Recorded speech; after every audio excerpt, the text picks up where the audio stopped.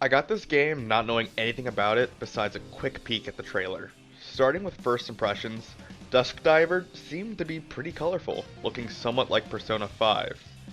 Speaking of what the games look like, this game looked decent graphically, depending on what you're doing. When you run around the overworld, it reminded me a lot of the overworld from Tokyo Mirage Sessions Sharp FE.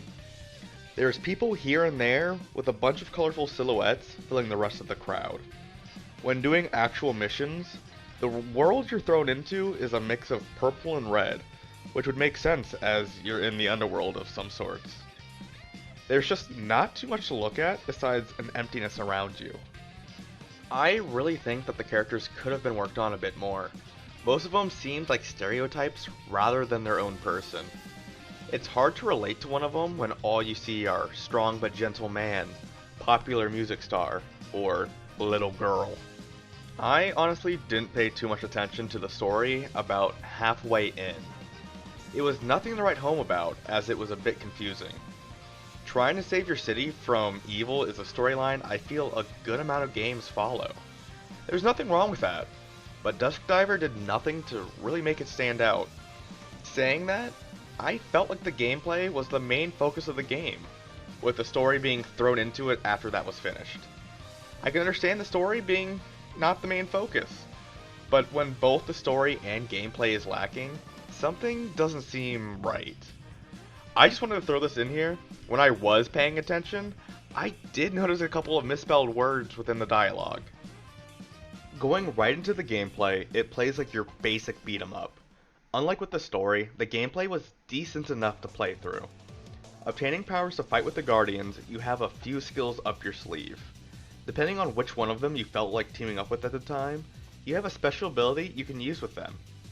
I feel like the vibrant colors really help the ability stand out more than they would have without it. Already, your character's hair glows a cool ice blue when entering the underworld, which changes colors when you hit a sort of Super Saiyan mode. Using these abilities, along with just using basic attacks, will really bring a splash of color to the world you're in, and it was really needed. It's probably one of my favorite things about the game. Besides the fighting, there was something else you had to do while you were here. Within these levels are hidden cubes, which are needed to progress to the next level. Now, this might just be a me thing, but I had a hard time finding a few of these. I had to resort to using a random guide to help me. It was just a bit tedious to have to backtrack 1 or 2 levels in order to find a few cubes I was missing, just so I could keep going on and playing the game. The music of Dusk Diver isn't something I have too many complaints about. Just like the story, the music isn't really something I would write home about. A lot of it sounds the same, with a few of them being absolute bangers like this one.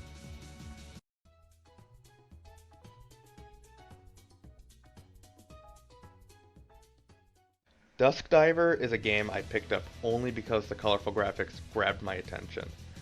Is it my fault that I got a game without looking into it whatsoever? Fully. I sat down through 10 or so hours to beat the game. And for what? Just to tell the world, hey world, I bought a game and I actually beat it this time. This game is a 4 out of 10 in my book. The type of game that I would pick out if I had to kill some time before playing a better game.